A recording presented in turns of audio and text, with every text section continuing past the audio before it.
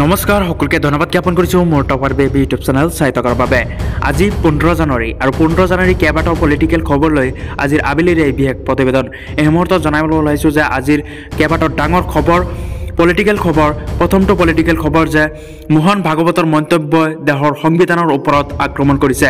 সৰব হৈছে কংগ্ৰেছ সাংসদ ৰাহুল গান্ধী। এই মুহূৰ্তত জনাইছোঁ যে ডাঙৰ খবৰ RSSৰ মুখ্য উপদেষ্টা মোহন ভাগৱতৰ মন্তব্যৰ পিছতে এই মুহূৰ্তত কংগ্ৰেছ সাংসদ ৰাহুল গান্ধীৰ তীব্ৰ সমালোচনা। এই মুহূৰ্তত জনাইছোঁ যে ৰাম মন্দিৰ নিৰ্মাণৰ পিছতহে দেশে পাইছে স্বাধীনতা। এই মুহূৰ্তত জনাইছোঁ যে ডাঙৰ খবৰ RSSৰ প্ৰধান মোহন ভাগৱতৰ মন্তব্যৰ তীব্ৰ বিৰোধিতা কৰিছে ৰাহুল গান্ধী। এই মুহূৰ্তত জনাইছোঁ যে ডাঙৰ খবৰ AICCৰ নতুন মুখ্য কাৰ্যালয় উদ্ঘাটন অনুষ্ঠানত মোহন ভাগৱতক তীব্ৰ সমালোচনা। 1947 চনৰ ভাৰত স্বাধীন নোহোৱা বুলি কৰা মন্তব্য প্ৰতিজন ভাৰতীয়ক কৰা অপমান, এইটো মন্তব্য কৰিছে সাংসদ ৰাহুল গান্ধীয়ে। লাখ লাখ মানুহৰ ত্যাগৰ ফচলক লৈ কৰা মন্তব্যই সংবিধানো অৱমাননা কৰা হৈছে বুলি মন্তব্য কৰিছে। মই জনাইছোঁ ভাৰতবৰ্ষত আদৰ্শগত সংসদৰ দুটা দৃষ্টিভংগী আছে, তাৰ মাজতো উল্লেখ কৰিছে যে এটা হৈছে সংবিধানৰ ধাৰণা আৰু আনটো হৈছে আদৰ্শ হৈছে আমাৰ প্ৰধান আদৰ্শ। অন্য এটা হৈছে যে RSSে যি কয় সেইটোৱে। এই মুহূৰ্তত জনাইছোঁ যে ডাঙৰ খবৰ তেখেতৰ মন্তব্য স্বাধীনতা সংগ্ৰামী প্ৰতিজন ভাৰতীয় নাগৰিকক অপমান কৰিছে বুলি মন্তব্য কৰিছে সাংসদ ৰাহুল গান্ধীয়ে। মোহন ভাগৱতৰ মন্তব্য আমাৰ দেশৰ সংবিধানৰ ওপৰত এটা আক্ৰমণ।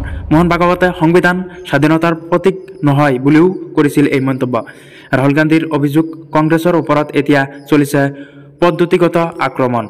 ৰাম মন্দিৰ নিৰ্মাণৰ পিছতহে দেশে পাইছে স্বাধীনতা, এয়া এক মন্তব্য RSSৰ প্ৰধান মোহন ভাগৱতৰ মন্তব্যৰ তীব্ৰ বিৰোধিতা কৰিছে ৰাহুল গান্ধীয়ে। নেক্সট পলিটিকেল খবৰটো ৰাজনীতি আঙুলিত নোচোৱাই আছে নীতিশ কুমাৰ ৰেড্ডী।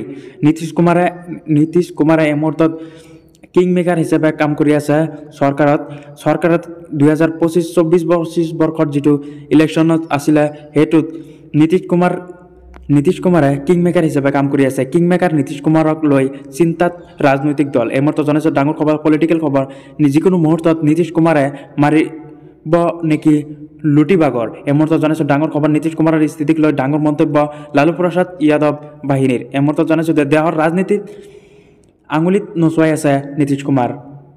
বিহাৰৰ পৰা 20 বছৰ দেশৰ ৰাজনীতিক লৈ নৃত্য কৰিছে, ভৱিষ্যতেও নীতিশ কুমাৰে নচুৱাই যাব ভাৰতৰ ৰাজনৈতিক। এই মুহূৰ্তত জনাইছোঁ যে প্ৰাক্তন সাংসদ তথা JDUৰ নেতা আনন্দ মোহনৰ ডাঙৰ মন্তব্য। JDUৰ নেতা আনন্দ মোহনৰ মন্তব্যক লৈ দেশৰ ৰাজনীতিত খলকনি সৃষ্টি হৈছে। কিং মেকাৰ নীতিশ কুমাৰ লৈ চিন্তাত ৰাজনৈতিক দল। যিকোনো মুহূৰ্তত নীতিশ কুমাৰে মাৰিব নেকি লুটিবাগৰ। হয়, পলিটিকেল আন এটা খবৰ যে বিজেপি চৰকাৰৰ বিৰুদ্ধে ৰাজপথত শুই 3000 শিক্ষকৰ প্ৰতিবাদ। বিজেপি চৰকাৰৰ বিৰুদ্ধে 3000 শিক্ষকৰ প্ৰতিবাদ।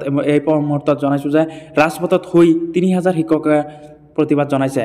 বিজেপি চৰকাৰৰ বিৰুদ্ধে এই মুহূৰ্তত ৰাজপথত শুই প্ৰতিবাদ জনোৱাৰ দৃশ্য দেখা পোৱা গৈছে। ৰাজপথত শুই হাজাৰ হাজাৰ শিক্ষকৰ প্ৰতিবাদ। এই মুহূৰ্তত জনাইছোঁ ডাঙৰ খবৰ বিজেপি চৰকাৰৰ বিৰুদ্ধে অভিনৱ প্ৰতিবাদ শিক্ষকৰ।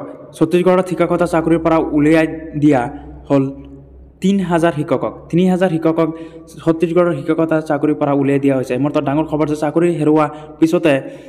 হেৰুৱাৰ পিছতে ৰাজপথত শুই শিক্ষকে সাব্যস্ত কৰিলে প্ৰতিবাদ। এই মুহূৰ্তত জনাইছোঁ যে ডাঙৰ খবৰ ইফালে ৰাজ্যখনত এতিয়াও খালী হৈ আছে 33,000 শিক্ষকৰ পদ এতিয়ালৈকে 33,000 পদ খালী হৈ আছে। লগতে নিৰ্বাচনৰ সময়ত 1 লাখ চাকৰি দিয়াৰ প্ৰতিশ্ৰুতি দিছিল বিজেপি চৰকাৰে।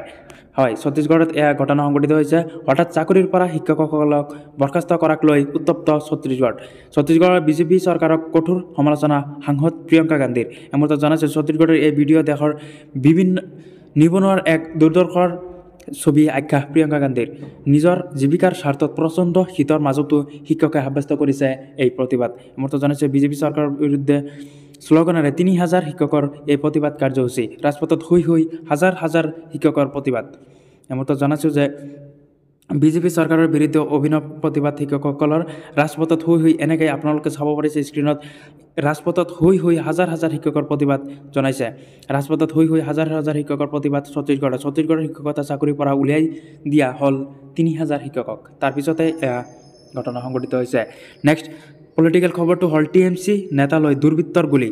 TMCৰ নেতা তৃণমূল কংগ্ৰেছৰ নেতালৈ দুৰ্বৃত্তৰ গুলি তাৰ পিছতো নিহত এজন লোক, তাৰ পিছত আহত হৈছে এজন লোক। এই মুহূৰ্তত জনাইছোঁ যে পলিটিকেল খবৰ এয়া ৰাজ্যত হৈ আছে কি দেশত নতুন নতুন পলিটিকেল এডভান্টেজ সৃষ্টি হৈছে।